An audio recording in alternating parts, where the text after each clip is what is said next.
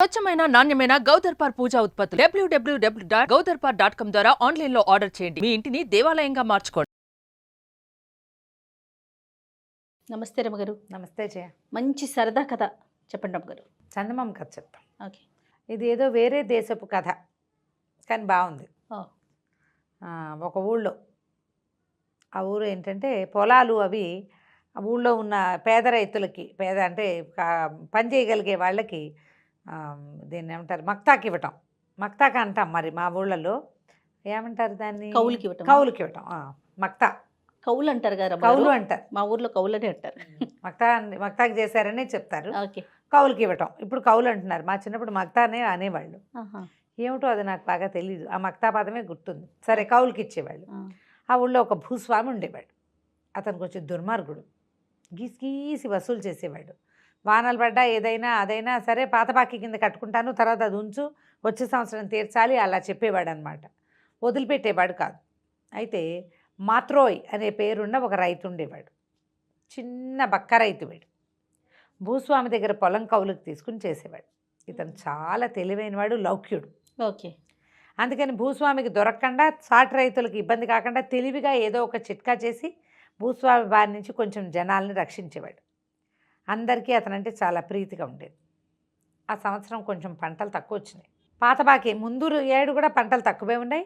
అప్పుడు కూడా వీళ్ళందరూ కొంత బాకీ ఉంచుకున్నారు, వచ్చే సంవత్సరం కడదామని. వచ్చే ఏడాది పండుదంటే ఈ ఏడాది పండ్ల. ఓకే. ఈ మాత్రోయి దగ్గరికి భూస్వామి రాబోతాడు. ఎల్లుండి వస్తా, అవతల ఎల్లుండి వస్తా కబురు చేశాడు. ఇప్పుడు పాత బాకీ కట్టాలి. లేటెస్ట్ దాంట్లో కూడా అంత ఎక్కువ లేదు. భూస్వామికి మొత్తం ఇస్తే వీళ్ళ దగ్గర ఏముండదు తినడానికి. సరే, ఏమనుకున్నాడు, అడవిలోకి వెళ్ళి ఒక స్నేహితుడిని అడిగి, వరే కొంచెం సహాయం చెయ్యి అని చెప్పి బాగా బలిసిన 4 కోళ్ళని, అడవి కోళ్ళని, 2 నక్కల్ని పట్టించాడు. 4 అడవి కోళ్ళని ఇంట్లో బంధించేసాడు, లోపల పెట్టేసుకున్నాడు. ఈ నక్కల్లో ఒక నక్కని చీకటి కొట్లో కట్టేశాడు. ఈ 2వ నక్కకి మెళ్ళలో తాడు కట్టి కుక్కని పుచ్చుకుని తిప్పుకుంటాను చూసావా, అట్లా చేత్తో పుచ్చుకుని ఉన్నాడు. అదే సమయానికి భూస్వామి వచ్చాడు. అయ్యగారు రండి రండి అన్నాడు. అనేసరికి ఆయన ఆశ్చర్యంగా చూశాడు. ఏమిటి సంగతి, అది ఇది పాత బాకీ అన్నీ తీర్చేస్తానండి, దాందేముంది, మీరు ఎల్లుండి రండి, మీరు వచ్చేసరికి చక్కగా మా ఇంట్లోనే భోజనం చేద్దురు కానీ మొత్తం డబ్బులు కట్టేస్తా అని. ఒరే, నువ్వు వెళ్ళి 4 మంచి కోళ్ళు పట్టరా, అయ్యగారు ఎల్లుండి విందుకి అని చెప్పి మెడలో ఉన్న తాడు ఊడదీశాడు నక్కది. అంతకుముందే ఆయన అడిగాడు, ఇదేమిటి ఇట్లా పట్టు తిరుగుతున్నావు, అది పారిపోతుంది కదా అన్నాడు. నక్కని పట్టు తిరిగితే పారిపోతుంది అని. అదే ఏం కాదండి అన్నాడు. ఈ వాక్యాలు చెప్పాడు. ఇప్పుడు వెళ్ళి 4 బలిసిన కోళ్ళు పట్టరా, అయ్యగారికి ఎల్లుండి విందుకి అన్నాడు అని చెప్పి దాని మెడలో తాడు తీసి దాని నడు మీద ఒక దెబ్బ కొట్టాడు. అది పరిగెత్తుకుంటూ బతుకు జీవుడా అని పారిపోయింది. నేను తెల్లబోయాడు. ఏమిట్రా నువ్వు, నక్క తెస్తుందా కోళ్ళు, దాని దారిని అది పారిపోతున్నాను. కాదండి, దీంట్లో ఒక మహత్యం ఉన్న నక్కది, అది తీసుకొస్తుంది, పట్టుకొస్తుంది కోళ్ళని, మీరు వద్దురుగాని అన్నాడు. ఆయన ఆశ్చర్యపోయాడు. ఏమిటి, నక్కని కోళ్ళని తెమ్మని పంపించాడా? నక్క కోళ్ళని పట్టుకొస్తుంది, పాయింటే, తింటుంది, అది వీడికెందుకు తెచ్చిస్తుంది? ఎల్లుండి వచ్చాడు. వచ్చేసరికి బలిసిన 4 కోళ్ళు ఉన్నాయిగా ఇంత దగ్గర, 4 కోళ్ళని వండించి మంచి మసాలా పెట్టి చక్కగా కూర వండించాడు.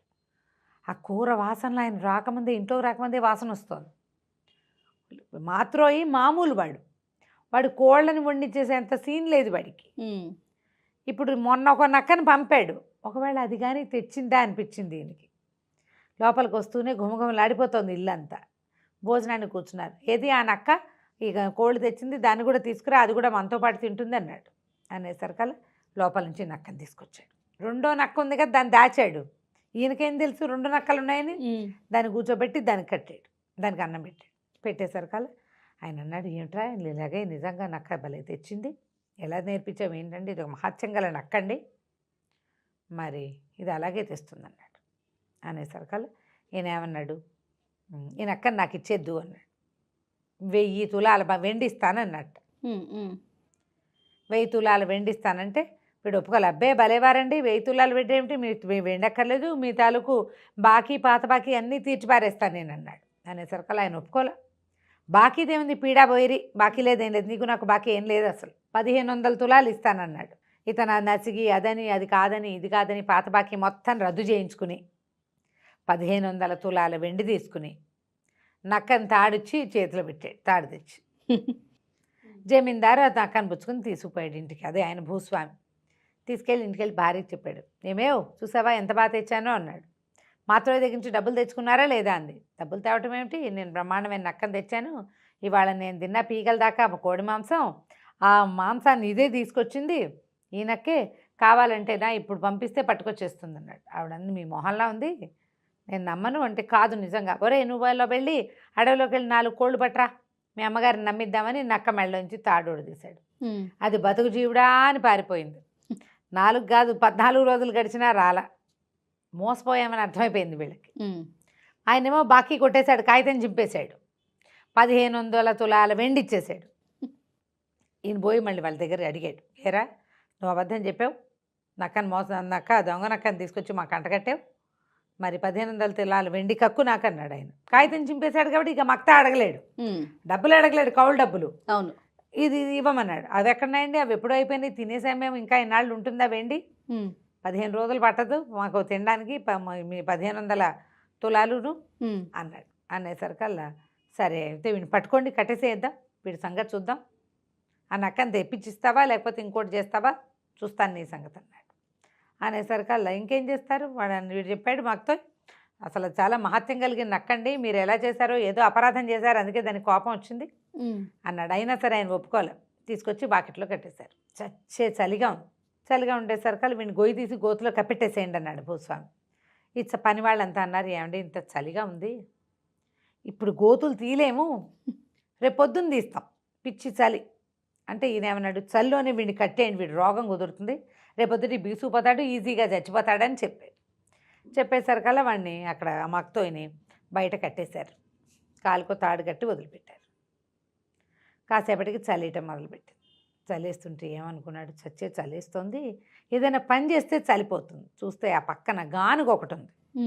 గానుగ ఏంటి, అది ఈ నూనె తీయటానికి మనం నువ్వులు పోసి ఆడుకుంటాం కదా, నువ్వులు పోసి దాన్ని పట్టుకుని ఇట్లా గుండ్రంగా తిప్పితే ఏమవుతుంది, నూనె వస్తుంది. అందులో నువ్వులు గివ్వులు ఏం లేవు. ఈ మగ్తో ఏం చేశాడు, ఆ తాడు కొంచెం దూరంగా వస్తే ఈ దీని దాకా గానుగ దాకా వచ్చి ఆ గానుగను తిప్పడం మొదలుపెట్టాడు. ఇదంతా అర్ధరాత్రి జరిగింది. తెల్లవారుజామున 4 పనివాళ్ళు వచ్చారు. వాళ్ళు ఆశ్చర్యపోయారు. చెమటలు బట్టి ఉన్న మగ్తోని చూసేసరికి వాళ్ళు ఆశ్చర్యంగా ఉంది. వాడిని చూస్తూ తెల్లబోయి లోపలికి వెళ్ళారు. ఎరా వచ్చారా, చచ్చాడా వాడు అన్నాడు. చచ్చటం ఏంటండి, వాడు ఇంత చల్లో మేము స్వెటర్లు వేసుకుని చచ్చి చెడి వస్తే వాడు పోయి శుభ్రంగా చెమటలు కక్కుతున్నాడండి, చెమటలు పోసేసినాయి వాడి ఒళ్ళంతటా. ఆశ్చర్యపడి చల్లో చెమటలు పోయటం ఏంట్రా, వాడు అప్పటిదాకా పరిగెత్తాడు, చెమట పోయికి ఏం చేస్తుంది. అవును, ఈయన బయటకు వచ్చాడు. ఏరా నీకు చల్లట్లేదండి, చల్లెక్కడండి, ఫు అనుభూతుకుంటున్నాడు, చెమటలు ముచ్చెమటలు ఉన్నాయి ఒళ్ళంతా. ఎటా చెమటలు పోసినాడు ఆ చల్లో నీకంటే, ఈ చొక్కా మహత్యం అండి, మా 3 తరాల నుంచి ఈ చొక్కా వస్తుంది మా తాతల నాటి నుంచి అన్నాడు. అదేంటి నిజం, ఆ చలి ఇదా అన్నాడు. ఎక్కడేస్తుంది చూడండి చలి చెమటలు అని ఇట్లా చెమటలు తీసి ఇట్లా చల్లాడు. ఆయన ఆశ్చర్యపోయాడు. ఊరిని బలి ఉందిరా అని, మరేమిటి చొక్కా ఇచ్చే నాకు అన్నాడు. నేనేమనండి, మహత్యం గల నక్కను తెచ్చిస్తే మీరు దానికి ఏదో చేసి దాన్ని పంపేశారు, అంతకంటే మహత్తు కలిగిన తాతల చొక్కా ఇది, నేను ఏమనండి అంటే ఈయన మళ్ళీ 1500 తులాలు వెండిస్తానన్నాడు. ఆ పాత చొక్కా అంగీ లాంటిది అది పుచ్చుకుని వాడిని వదిలేశాడు. ఆ 1500 పుచ్చుకుని వెళ్ళి ఇంటికి వెళ్ళిపోయాడు. ఈయనేం చేశాడు, మర్నాడు రాత్రి అత్తవారింట్లో ఏదో పార్టీ ఉంటే తన చలికోటు గిలికోటు అన్నీ పక్కన పెట్టి ఆ పాత చొక్కా వేసుకుని వెళ్ళాడు. వెళ్ళేసరికి అందరు నవ్వారు, చలేసి చచ్చాడు ఆయన. అదొక పల్చటి మామూలు చొక్కా, దాంట్లో చలేదు, చలికాలం అక్కడంతా మంచు కురిసేది. మన ఫారిన్ కంట్రీస్లో ఎలా ఉంటుంది, ఐసు ముద్దలుగా, వాళ్ళు ఏం చేస్తారు, ఒకటేసి దాని మీద ఇంకోటేసి దాని మీద మూడోది వేస్తారు. ఒకటే వేసుకెళ్తే చలికి ఏమో గిటగరిచిపోతున్నాయి పళ్ళు. పాత చొక్కా చూసి అందరూ ఎక్కిరిస్తారు. పరువు పోయింది, ఆయనకు ఒళ్ళు మండిపోయింది. దొంగ వెధవ వాడు మళ్ళీ మోసం చేశాడు, పట్టుకురండిరా వాడిని అన్నారు. సరే 4 పాలేడు పోయి పట్టుకొచ్చారు. 1500 3000 తులాల వెండి నొక్కేశాడు. ఈసారి ఏం చేశారు, నేను వీడిని ఇట్లా కాదని ఒక గోను సంచిలో కట్టేసి సముద్ర తీరాన ఎత్తుగా ఉంది వాళ్ళ ఇది, ఆ కొసకి ఒక చెట్టుకేసి కట్టేశారు. పైనుంచి ఒక్క తాడుతో ఒక్క వేటితోటి దాన్ని ఆ సంచిని పడగొట్టేస్తే అది పోయి ఎగురుకుంటూ సముద్రంలో పడుతుంది, వాడికి శాస్త్రి జరుగుతుంది అని కట్టేశారు. కట్టేసరికల్లా వాడు ఏమన్నాడు, పాలేది కట్టడం, వీడిని లాక్కు రావడం, వాడు విదిలించుకుంటుంటే వాడిని కట్టడం, వీడిని ఎత్తి చెట్టు కట్టడం అని పనులు కదా. పనివాడు అన్నాడు, ఈ కార్యక్రమం ఇప్పుడు ఎందుకండి, ఆకలిస్తుంది, అన్నం తినొద్దామా అని అడిగాడు. యజమాని సరేరా నాకు కూడా ఆకలిస్తుంది, సరే ఎలా కట్టిపడేది, వాడెక్కడికి పోతాడు, వంటింటి కుందేలు అనుకుని పదాయి అని ఇద్దరు కలిసి అన్నం తినడానికి పోయారు. వాళ్ళు వెళ్ళగానే వీడు అరవటం మొదలుపెట్టాడు. రక్షించండి, ఎవరన్నారు ఎవరన్నారు ఎవరన్నారంటే అదే సమయానికి భూస్వామి మావగారు కూతురుని చూడడానికి వాళ్ళ ఇంటికి వస్తున్నాడు. ఆయన సముద్ర తీరపు వైపు ఉన్న మెట్ల మీద నుంచి ఎక్కుతున్నాడు. ఆ గొంతు వినపడేసరికి కదా, ఎవర్రా అది ఎవరది ఎవరది అని కేకేశాడు. మక్తో గుర్తుపెట్టాడు ఈ వాయిస్ ఎవరిదో గుర్తుపెట్టాడు. ఆయనకి భూస్వామి మావగారికి కొంచెం గూనుంది. బాబు రండి దగ్గరికి రండి అని పిలిచాడు. చెట్టు కొసన కట్టేసి ఉన్నటువంటి వీడిని చూశాడు ఆయన. చెట్టుకు ఒక పక్కన కట్టేశారు ఇట్లా కిందకి. దాన్ని కొడితే వీడు పోయి చెరులో పడతాడనమాట సముద్రంలో ఎత్తుమించి. ఎవర్రా నువ్వు ఎవరో కట్టేశారు నువ్వు ఏమిటన్నాడు.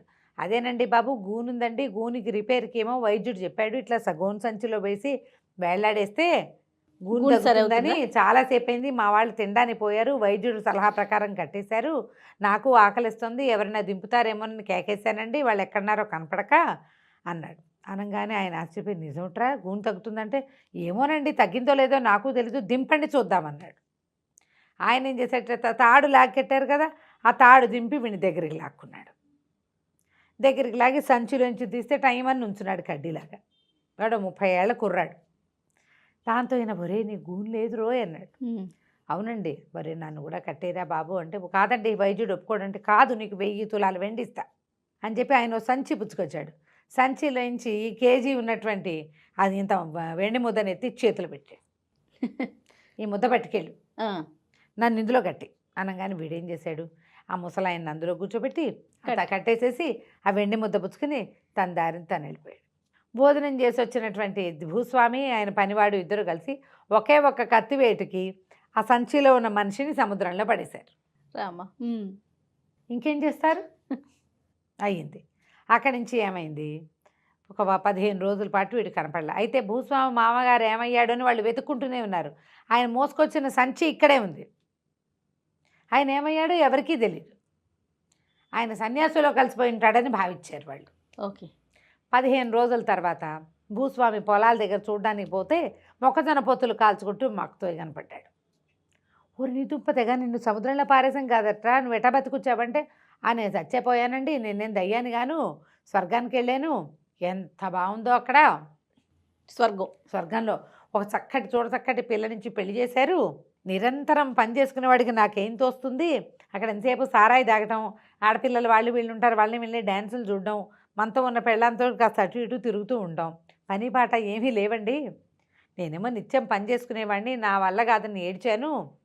ఆ స్వర్గంలో ఉన్న రాజుగారు సరే పోరా వెళ్ళు మీ కిందకి వెళ్ళిపో అని అన్నాడు. అందుకని నేను వచ్చేసాను, ఎవరైనా స్నేహితులు ఉంటే వాళ్ళని వెళ్ళి తీసుకుని వస్తుండ్రా అప్పుడప్పుడు అన్నారు అన్నాడు. అనేసరికి ఆశ్చర్యపడి నిజమా అన్నాడు. నిజమేనండి, నా పెళ్ళ నాకు ఒక పిల్ల నుంచి పెళ్లి చేశారు కూడాను, ఆ అమ్మాయి ఏమో నువ్వు ఇక్కడ ఉంటేనే నీతో ఉంటానంది, రేపు ఎప్పుడో వచ్చే వారం వెళ్తానండి, దాని పుట్టినరోజు ఉంది అన్నాడు. అనేసరికి ఆశ్చర్యపడి వీడు వెర్రి వెదవా ఇక్కడ ఏం ఉద్ధరించడానికి వచ్చాడు, హాయిగా 4 ఆడపిల్లలను పెట్టుకుని హాయిగా ఉండక అక్కడ 4 అబ్బాయిలు ఉంటే వాళ్ళతో ఉండొచ్చు కదా అని అనుకుని, ఏరా నేను నీకు మంచి స్నేహితుడిని కాదుట్రా అన్నారు. ఎందుకు కాదండి మీరు చాలా మంచి స్నేహితుడు, మరి నీకు స్వర్గంలో ఉన్న రాజుగారు ఎవరైనా తీసుకురమ్మన్నాడు కదా, నన్ను తీసుకెళ్ళచ్చు కదుట్రా అన్నాడు. దానికేమండి తప్పకుండా మా ఆవిడ పుట్టినరోజు వస్తుంది కదా స్వర్గంలో ఆవిడది, అప్పుడు వెళ్దాంలేండి అన్నాడు. సరే ఈ లోపల మరి నీకేం కావాలండి, ఏముందండి నాకు 1 ఎకరమే కదా పొలం ఉంది, 4 ఎకరాలు ఏమైనా ఇప్పించండి అంటే ఈయన ఏం చేశాడు, వాడింటికి వెనకాతలు ఉన్నటువంటి తన 4 ఎకరాల పొలాన్ని మక్తో పేరు మీద రాసి కాగితం చేతిలో పెట్టాడు. అని నువ్వైనా స్వర్గానికి వస్తావు నీకెందుకురా పొలము అన్నాడు. నాకెందుకు ఏమిటండి, నాకు అక్కర్లేదు, నేను అప్పుడప్పుడు వస్తా, ఇప్పుడు మీతో వస్తానా, ఓ 20 రోజులు ఎంజాయ్ చేస్తానా మీతో పాటు, మళ్ళీ వస్తామా, మరి 20 రోజులు మా ఆవిడ పిల్లలు తినద్దా నేను ఉండపోతే, మా నాన్న మా అమ్మ మా మేనత్త వీళ్ళంతా ఏమైపోతారు, నేను వెళ్తూ వస్తూ ఉంటా కదా, 4 ఎకరాలు ఉంటే మా నాన్న మా ఆవిడ కలిసి సాగు చేసుకుంటారు, బాగుందిగా ప్లాను. సరే 4 ఎకరాలు రాసేసాక మాతో ఏం చేశాడు, ఒక చెక్క పడవ ఒక పింగాణి పడవ చేయించాడు. జమీందారు కోటి తన కోటి. సరే అక్కడి నుంచి తన పడవలో తనెక్కాడు, ఆయన పడవలో ఆయన ఎక్కించాడు. ఇద్దరు పడవలు తెడ్లేసుకెళ్తున్నారు. ఎక్కడి దాకా వెళ్ళాలి, ఎక్కడి నుంచి మాకుతో పైనుంచి పడి సముద్రంలో పడి చచ్చిపోయాడో అని అనుకుంటున్నారో అక్కడ దాకా వెళ్ళాలి. మరి దూకితే బాగుంటుంది, దూకితే చచ్చిపోతాం, చచ్చకుండా వెళ్ళాలంటే ఇలా వెళ్ళాలి ఈజీగా. మరి కష్టం కదా, చచ్చిపోవడం అంటే కష్టం. భూస్వామికి అది ఇష్టం లేదు, చక్కగా పడవకి వెళ్ళిపోతే బాగుంటుంది. 2 పడవలు పుచ్చుకుని ఆ సముద్రం మధ్యలోకి పోయారు. చెరుకో పడవ వేసుకుని వెళ్ళాక ఏం చేశాడు, ఈ మక్తో టక్కు టక్కు తన చెక్క పడవ మీద కొడుతున్నాడు. ఏమిట్రా కొడుతున్నాడు అంటే, దేవదూతలు వస్తారండి ఇలా కొడితేనే అన్నాడు. అనేసరికల్లా ఆ సభ ఎవ్వరూ రాల. భూస్వామి ఆగలేకపోతున్నాడు. ఆయన ఏమన్నా అంటే, ఒరే నీ చెక్క పడవ మీద డంగ్ డంగమని ఏం శబ్దంరా, నా పడవ మీద కొట్టు టింగ్ టింగ్ అని మంచి శబ్దం వస్తుంది అన్నాడు. ఓకే. అనగానే వీడి తెడ్డి పెడేయాలమని 2 దెబ్బలు కొట్టేసరికల్లా టింగు మంటంతో పాటుగా పడవ పగిలింది. భూస్వామి భూస్థాపితం అయిపోయాడు. జలంలోకి వెళ్ళిపోయాడు, నీళ్ళల్లోకి. ఎంతసేపటికి పైకి రాలేదు. పాపం స్వర్గారోహణ జరిగిపోయింది అనుకుని మక్తో వెనక్కి తిరిగి వచ్చేసాడు. అందరూ భూస్వామి ఏడి అని అడిగారు, కానీ ఇతన్ని ఎవరు అడుగుతారు, ఇవన్నీ రహస్యాలు కదా. ఆయన కనపడలేదు. భూస్వామి గారు కొడుకు చిన్నవాడు కాబట్టి వాడి రాజ్యం వచ్చేటప్పటికి ఈ కాలం ఎలాగో మారిపోతుంది. మక్తోకి 4 ఎకరాల పొలం సొంతానికి ఏర్పడింది. హాయిగా వాడి దారిని వాడు ఉన్నాడు. కథ కంచికి మనం ఇంటికి. సభ ఈ రోజుల్లో కూడా ఉంటే ఎంత బాగుండో. అవును కదరమ్మ గారు. రైట్ అండి, నమస్తే.